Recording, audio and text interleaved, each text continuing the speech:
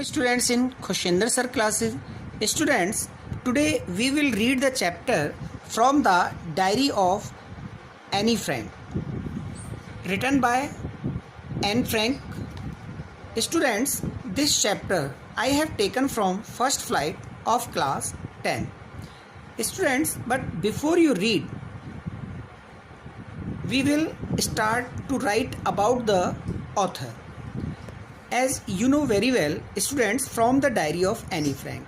ये Annie Frank की diary से लिया गया है और written by Anne Frank, not Annie Frank, Anne Frank, because e is silent here. Students, let us read. Anneliese Marie Anne Frank was born on 12 June 1929.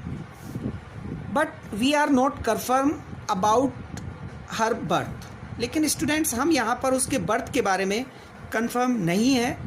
And she was died in February और March इन 1945. और उसकी जो मृत्यु हुई वो फरवरी या मार्च में 1945 में हुई. तो it means here we can also take the example of her birth 12 June 1929. ये तो यहाँ कन्फर्म हो गया कि 12 जून 1929 को उसका जन्म हुआ, लेकिन उसकी डेथ के बारे में अभी कंफर्म नहीं है. So that's why the author has written perhaps February / March 1945. फरवरी और मार्च उसने दोनों मंथ को लिखा है और ये 1945 में इसकी मृत्यु हुई. Anne Frank was a German. It means Anne Frank was a German. Anne Frank जो थी वो एक जर्मन थी. बॉर्न ज्यूस गर्ल, वो एक यहूदी परिवार में जन्मी. Who rot while in hiding with her family, जिसने ये अपना जो चैप्टर है या ये जो डायरी है वो लिखी जब वो अपने पिता के साथ और अपने परिवार के साथ और अपने 4 मित्रों के साथ वो जब हाइडिंग प्लेस पर एनेक्स के अंदर छुप रही थी या रह रही थी. And 4 friends in Amsterdam during the German occupation of the Netherland in World War II. अब स्टूडेंट, जैसा कि जब वो छुपी हुई थी अपने परिवार के साथ और अपने 4 मित्रों के साथ एम्स्टर्डम में, उस समय पर जर्मनी ने नीदरलैंड पर अपना प्रभुत्व जमा लिया. इन वर्ल्ड वॉर II, जब ये द्वितीय विश्व युद्ध चल रहा था, her family had move to Amsterdam. तो उसका परिवार जो है वो एम्स्टर्डम की तरफ मूव हो गया, यानी कि चला गया. After the Nazis gain power in Germany, और जब नाजीवाद को शक्ति प्राप्त हो गई, यानी कि उसने अपनी शक्ति को प्राप्त कर लिया या गेन कर लिया, जर्मनी पर अपना प्रभुत्व जमा लिया. But were trapped when the Nazi occupation extended into the Netherland. तो क्या हुआ, परंतु वहाँ पर ट्रैप्ड का मतलब है जब, यानी कि जाल में फंसा लिया. एंड व्हेन द नाजीज, तो नाजी बाद में क्या किया, अपनी शक्तियों का विस्तार किया. ऑक्यूपेशन एक्सटेंडेड का मतलब है अपनी शक्तियों का विस्तार किया इनटू द नीदरलैंड. अब नीदरलैंड में उनकी शक्तियों का विस्तार हो गया. As persecutions against the Jews population increased. तो रिजल्ट ये निकला कि ज्यूस, जो यहूदी जो परिवार थे, उनकी जो जनसंख्या थी, तो उनके अगेंस्ट में यातनाएं बढ़ने लगी. The family went into hiding in July 1942 in hidden rooms in her father Otto Frank's office building. Students, यहाँ से ऑटो फ्रैंक से क्लियर हुआ कि एन फ्रैंक के जो फादर थे वो ऑटो फ्रैंक थे और उसका परिवार जो है, the family went into hiding, परिवार जो है छुपने के लिए चला गया. इन जुलाई 1942, जुलाई 1942 की बात है, वो एनेक्स में चला गया जहाँ पर उसके पिता का ऑफिस की जो बिल्डिंग थी. हिडन रूम्स, यानी कि जो कमरे थे उनमें उनको छुप करके रहना पड़ा.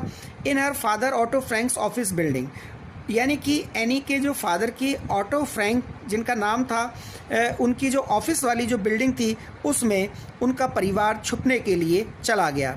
आफ्टर 2 years इन हाइडिंग, 2 साल तक छुपने के बाद, द ग्रुप वाज बेट्रीड, यानी कि उस ग्रुप का खुलासा हो गया. एंड ट्रांसपोर्टेड, यानी कि उन जो फैमिली रह रही थी और वो जो भी मेंबर रह रहे थे उन सब के बारे में खुलासा हो गया, यानी कि पता लग गया। And transported to the concentration camp system, और उसके बाद एनी फ्रैंक और उसके परिवार को सबको कंसंट्रेशन कैंप में भेज दिया गया, वेयर जहाँ पर any died of typhus in Bergen वेल्सन with in days of her sister. और इसके बाद रिज़ल्ट ये हुआ कि जब उसे वहाँ पर कंसंट्रेशन कैंप में जब काम करने के लिए उन्हें वादे किया गया तो वहाँ पर एनी की मृत्यु हो गई ड्यू टू टाइफस, यानी कि टाइफस होने की वजह से in Bergen Belsen with in days of her sister Margaret Frank.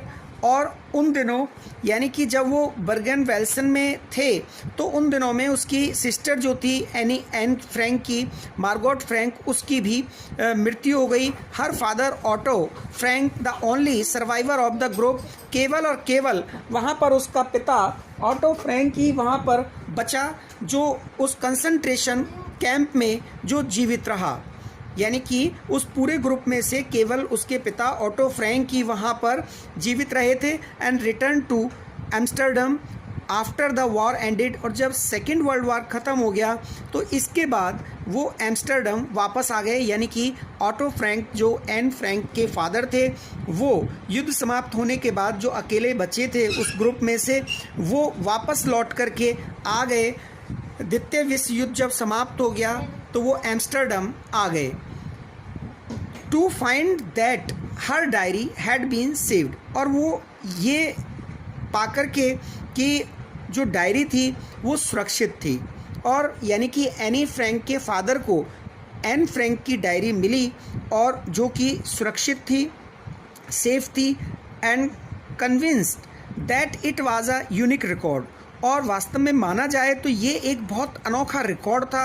He took action to have it published in English under the name the diary of a young girl, और फिर auto Frank ने जो Anne Frank के father थे उन्होंने ये कार्य किया या एक एक्शन लिया उसको पब्लिश कराने का, या अपना जिम्मा लिया जो एन फ्रैंक की जो डायरी मिली थी जो एक यूनिक रिकॉर्ड था उसको पब्लिश कराने का, इंग्लिश भाषा में diary of a young girl के नाम से पब्लिश कराने का उन्होंने अब जिम्मेदारी ली, या उस पर उन्होंने कार्य किया और इसको पब्लिश कराया, यानी कि पब्लिश करा दिया, यानी कि प्रकाशित करवाया इसे, जो ये लोगों को फिर पढ़ने को ये मिली। तो the diary was given to Anne Frank for her 13th birthday. Diary जो थी ये एन फ्रैंक को दी गई थी उसके 13वें जन्मदिन पर, and chronicles the events of her life from 12 June 1942 until it's find entry of 1 अगस्त 1944। और स्टूडेंट्स यहाँ पर क्रॉनिकल्स होता है वेरी इंपॉर्टेंट घटनाएं, यानी कि very important parts of history, और ये उस युद्ध के दौरान जो भी घटनाएं हुई उन सब का ये एक महत्वपूर्ण रिकॉर्ड बन गई।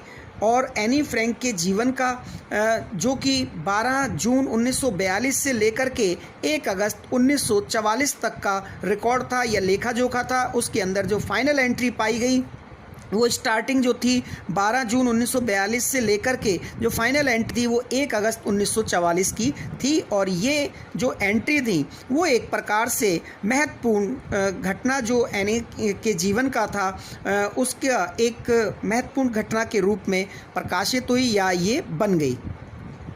It was eventually transported from its original Dutch into many languages.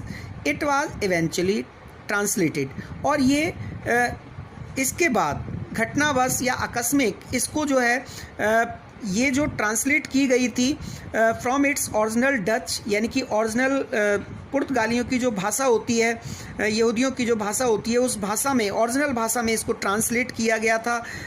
इसके बाद इस भाषा से इस डायरी को, जो कि बहुत महत्वपूर्ण पार्ट थी यानी कि जीवन की और उस युद्ध का एक महत्वपूर्ण एक प्रकार से इम्पोर्टेंट रिकॉर्ड था, तो इसको ओरिजिनल डच भाषा से लेकर के अन्य दूसरी भाषाओं में इसको ट्रांसलेट किया गया और इसको पब्लिश किया गया, and become one of the world's most widely read books, और ये बाद में चल के संसार की सबसे ज़्यादा पढ़ी जाने वाली पुस्तक बन गई।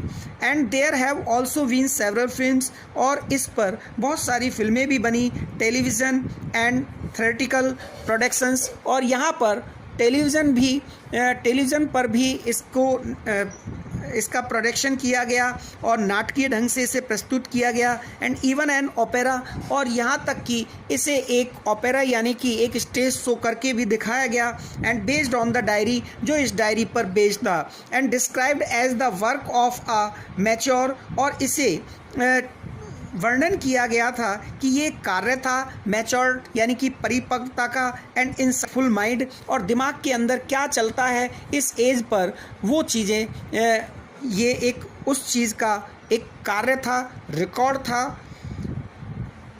द डायरी प्रोवाइड्स एन, ये जो डायरी है ये हमें प्रोवाइड कराती है intimate examination of diary daily life under Nazi occupation. जब यानी कि नाजीवाद की शक्तियों का विस्तार हो गया तो उस समय का ये एक घनिष्ठ लेखा जोखा प्रस्तुत करती है। ये जो डायरी है हमें उस समय के दैनिक जीवन से प्रभावित जितनी भी घटनाएं थी या उनका अगर हम निरीक्षण करना चाहें, घनिष्ठ निरीक्षण करना चाहें, तो उसका लेखा जोखा ये डायरी प्रस्तुत करती है। Anne Frank has become one of the most renowned, इसके बाद एन फ्रैंक जो है वो बहुत ज़्यादा प्रतिष्ठित यानी कि एक घनिष्ठ महत्वपूर्ण पर्सन बन गई या सम्मानित व्यक्ति बन गई, and discussed of the Holocaust victims, और इसमें जो डिस्कस की गई हैं वो युद्ध की यातनाओं के बारे में डिस्कस किया गया है। Students, in this video I would like to finish about the author only, and in my next video I would like to read the chapter, same chapter यानी कि from the diary of Anne Frank, line to line explanation. So students, I hope that you have learnt it very well. If you have learnt it, kindly like and subscribe my channel Khushinder Sir Classes. Thank you and have a nice day.